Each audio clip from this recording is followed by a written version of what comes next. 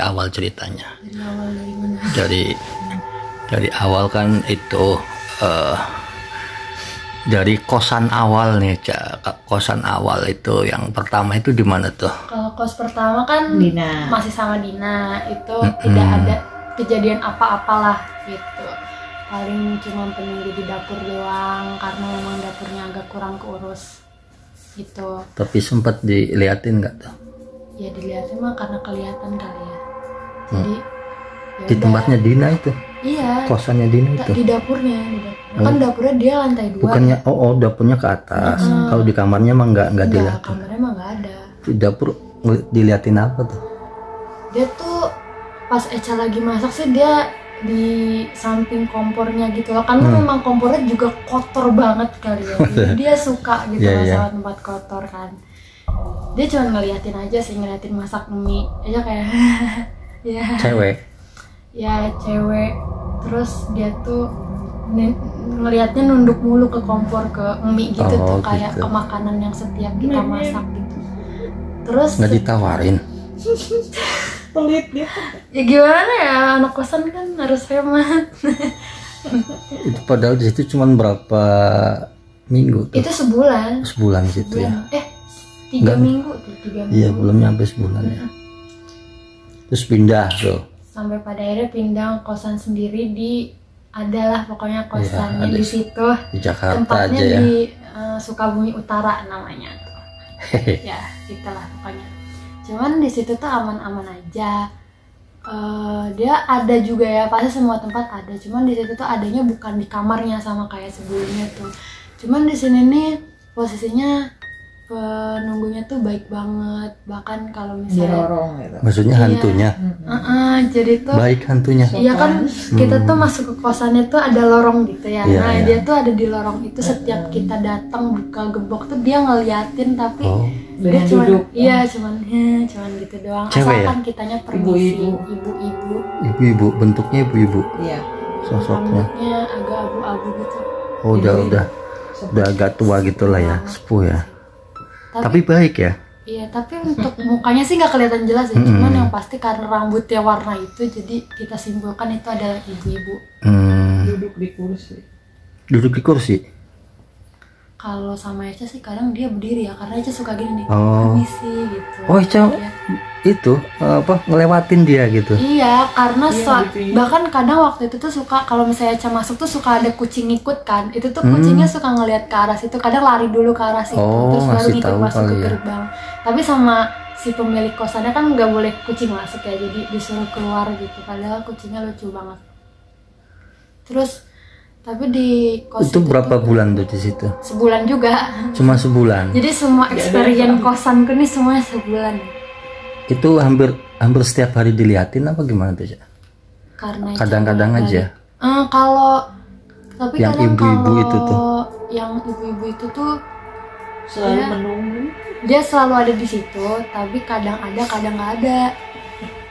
Dia tuh Menunggu kedatangan. Terus? dia tuh ada kalau biasanya tuh sering adanya maghrib sih. Oh pas wayang maghrib itu tuh sering diliatin ya tapi Cak? kalau sisanya nggak tahu ya. Tapi seringnya maghrib. Itu dalam sebulan aja tuh Cak? Itu udah dalam sebulan tuh berapa kali tuh ngelihat sosok ibu-ibu itu tuh? Lebih dari Sering banget ya? 4 kali 5 kali. Oh sering berarti ya? Ya. Terus bertahan 1 bulan aja di situ?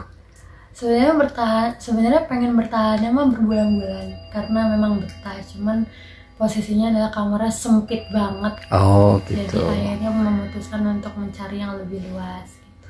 Tapi pada akhirnya kejebak. Apa tuh kejebak apa tuh maksudnya? Pas pindah ke kamar yang lebih luas, setannya lebih nggak bener. Masuk Maksudnya setannya nggak bener gimana tuh? dari itu tuh kayak ratingnya udah 0 banget. Yang pertama kamarnya udah jelek banget, kamar mandinya jelek, terus setannya jelek, dapurnya jelek. Jadi tuh kesan pertamanya adalah kamarnya tuh kan banyak hewan-hewan gitu ya, kayak belatung, ulat, gitu-gitu lah. Di mananya itu? Di kamar mandi itu tuh Aduh. aku kira kan kayak baru pertama kali aja kali ya coba, terus abis itu dibersihin jadi hilang, tapi malah ada lagi sampai pada akhirnya waktu itu pernah juga mencoba memberanikan diri ke dapur, itu ditunjukin arwah. Arwah apa itu? Dia gelantungan gitu di atas, jadi kan dapurnya di bawah gitu ya, nah itu tuh di atas tuh ada kayak di balkon dia tuh nunjukin rambut dia tergerai gitu, Rambutnya keurai gitu. bahkan Ngegantung waktu itu pernah fit call sama mama, itu tuh langsung ngeliat, ih atapnya serem banget, ada apanya itu gitu pas dilihat memang bener kayaknya sih diduga di situ tuh adalah tempat terjadinya bunuh diri gitu, tapi belum Di tahu. kamar kosan itu. Itu sempat komunikasi sama yang rambutnya terurai itu atau gimana tuh? Enggak komunikasi sih, lebih tepatnya kayak ya kan posisinya udah tergantung gitu ya. Pasti kan secara tidak langsung kita menduga bahwa itu adalah korban bunuh diri. Bukan korban sih masuknya ya, bunuh diri lah. Iya, gitu. cewek yang bunuh diri di situ gitulah ya. Terus bahkan waktu itu pernah. Itu nggak takut Eca tuh diliatin kayak gitu-gitu? Ya enggak sih, cuman biasa aja, cuman yang penting gak ganggu. Tapi waktu itu pernah ngeganggu pas. Gimana tuh ngeganggunya? Jadi itu waktu itu tuh sempet bergadang sampai jam 2 malam gitu kan. Nah itu tuh setiap jam 2 malam selalu ada suara di depan tuh, suara kayak orang nyerok nyapu gitu tuh kan. Oh, serak gitu ya. Tapi jam 2 malam itu setiap jam 2 malam, berhentinya itu setiap jam 3.30 atau enggak 4.00. Lama berarti. Iya, kan nggak masuk akal kan, kayak orang nyapu 2 jam apa setengah jam gitu, nggak masuk akal. Sampai pada akhirnya disimpulkan bahwa itu adalah bukan orang, karena posisinya waktu tidur Eca ngerasain memang sepertinya bukan orang biasa gitu. Pertama dari perasaan, terus yang kedua juga ada faktor yang mendukung, di mana ketika lagi tidur kan lampunya dimatiin nih, terus ada gordeng yang tembus pandang gitulah, kalau misalnya dari luar ada bayangan yang lewat gitu. Itu tuh selalu lewat gitu lah, kayak setiap jam segitu, bahkan lewat jendela itu. Iya, lewat aja gitu. Bahkan tapi pernah waktu itu kayak merasa dipantau di jendelanya. Jadi tuh pas aku merasa kayak, ih itu ngapain sih nyapu lama amat. Nah gara-gara itu tuh dia kayak berdiri di depan jendela gitu, jadi gelap gitu loh. Iya paham. Kan itu ngebentuk sosok atau gimana tuh? Kalau ngebentuk enggak, tapi kayak bikin gelap aja gitu. Oh gitu, kayak nutupin jendela itu gitu ya. Nutupin gordeng kan. Oh gitu. Jadi gelap. Itu sempat berapa bulan di situ? Sebulan juga. Sebulan juga. Waduh. Terus akhirnya. Tapi sekarang harga kosannya naik loh, yang aslinya 1.300.000 sekarang 1.500.000. Tambah naik ya. Aneh banget buat terima sih sebenarnya. Cuman gimana ya? Tapi di situ 0 banget ratingnya.